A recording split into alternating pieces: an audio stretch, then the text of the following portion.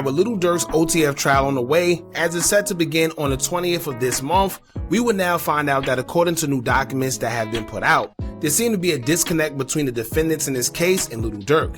And what I mean by a disconnect is that they may not be on the same page due to Lil Durk wanting to do one thing and the guys wanting to do another. Now usually when something like this happens, it's because the attorneys want to separate these guys and break them away from each other so the charges could be individualized instead of one person having to suffer the consequences of his or her co-defendant's charges because their charges may be worse than the others. However, in this case it's interesting because it says that OTF Boogie, OTF Dede, and Brown Eyes all made an agreement with the government for their trial to be pushed back until May. However, Lil Durk is disagreeing with that decision according to the documents for whatever reason. Now I don't know where this decision came from or why, but as I always tell y'all, it's like these guys got a different set of laws when it comes to me and you. I don't want to say how this trial keeps getting pushed back or why, but here we are. And if anything, although it's saying that Lil Durk is disagreeing with them pushing the trial back, it just may help out in his favor charges wise. Dede is being accused of being the shooter and the unaliving of Quando Rondo's cousin Lil Pab. So I could be wrong, but if Lil Durk could separate himself, hope nobody cooperate and put his name in anything, then he may have a chance because it'll be left to prosecutors to have to prove that Durk is responsible for M for hire. But then again, that could be tricky because paperwork have already came out the other day where the government already stated that they have cooperating witnesses. Let me say that again. Witnesses are willing to testify against Durk, which means that there's more than one. Which is why Durk and his attorneys are trying to point out that a previous witness isn't credible because he's a liar and etc.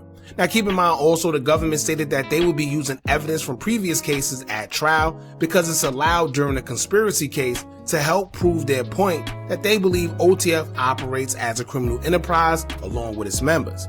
And like I said in the previous video, it's going to be hard trying to beat that when almost everyone a part of OTF or associated is either locked up or have been locked up for criminal activity. It was King Von, rest in peace. It was THF Bezu, rest in peace. Then you have Durk himself, who's currently incarcerated. Then OTF Dede, who's also incarcerated and have a history of being accused for a body. Then you have OTF Vonnie, who's also incarcerated with them. OTF Boona, who's currently incarcerated for a separate case, and then of course you have OTF Booney Mo, who's serving 7 years for a separate case. So already that's 7 people who openly claim OTF who is affiliated with criminal activity. So once again, it's going to be hard trying to avoid that one, and there's no telling what evidence from whatever past case that they're going to try and use. My only assumption is that they're trying to go and align the details with the death of Stephon Mack to this one, where Durk was also accused of M for hire in that situation, despite the case being dropped. The suspects in that case was also affiliated with Durk according to the government, and the government believed they was allegedly hired by Lil Durk to carry out the shooting to avenge the death of Durk's brother, Money Making Dede. Now in that case, they claim to have audios and text messages to these guys indicating to receiving money of some sort of payment from Durk, as they assumed it was for the shooting due to the investigation. So Durk definitely got his work cut out for him in this case. However, he has good high paid lawyers, and this is what you paid him the big bucks for to do. Now shout out to Durk all day for keeping us updated on everything pertaining to this trial as we get set for it. They've been the ones putting out everything we know so far, and these documents came from them.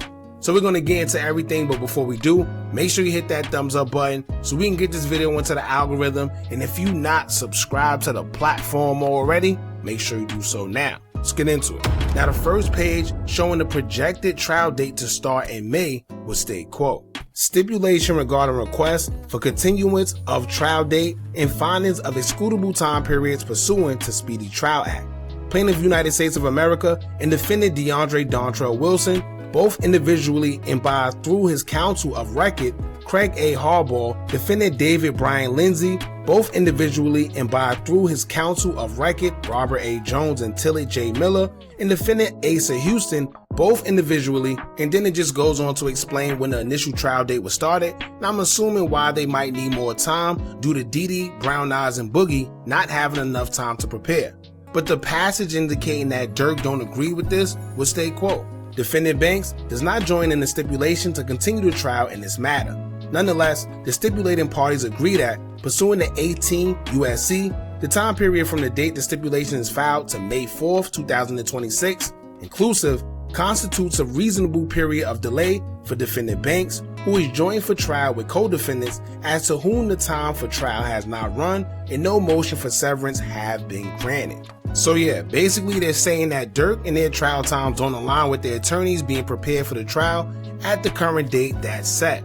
However, it also states that no severance between the co-defendants have been made, so we're going to have to see how this plays out. Will they make Durk trial date along with theirs in May, or would they allow him to just have his own day on January 20th and force them all to have to be included, being that there's no severance that was involved? Now I'm sure Durk don't want to join in with this because he's tired of waiting. It's nothing worse than not knowing your fate, on top of being in jail waiting to find out what's going to happen next with you being away from your family. He may just want to get it all over with instead of prolonging the inevitable. Now, I'm not sure if this is a tactic that's being done by Dede and their attorneys to maybe separate their clients from Durk, but everything leading up to this trial has just been weird, y'all. And keep in mind also that the O-Block guys from FBG Duck's trial still haven't been sentenced neither. Anyway, I also found something interesting as I went through the documents. In this passage, it state, quote, "Due to the nature of the prosecution and a number of defendants, including the charges in the indictment, and the voluminous discovery, this case is so unusual and so complex that it is unreasonable to expect adequate preparation for pre-trial proceedings or for the trial itself within the Speedy Trial Act time limits."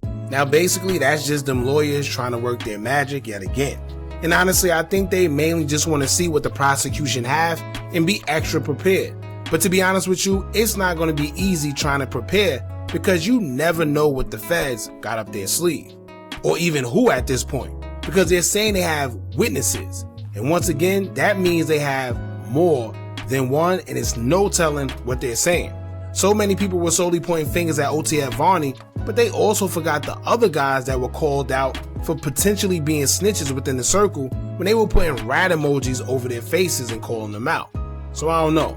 A lot of people have high hopes for Durk, and that's cool.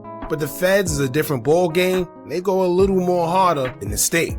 By them already stating that they're going to use evidence from previous cases, I also wonder what that's about. They don't just drop superseding indictments like they did against Durk, so my only assumption is that whatever evidence they gathered from that case, they may also use in this one, and it will make sense because he was already accused of M for hire. I guess we'll just have to wait and see. In the meantime, y'all let us know what y'all think about this. Do y'all think they're going to push the trial date back again, or maybe it'll stand for January 20th of this month? Don't forget to like, comment, share, and subscribe. Hit that bell so you're notified every time we drop new content. And remember, as long as you keep on watching, I'm going to keep on dropping. I'm out.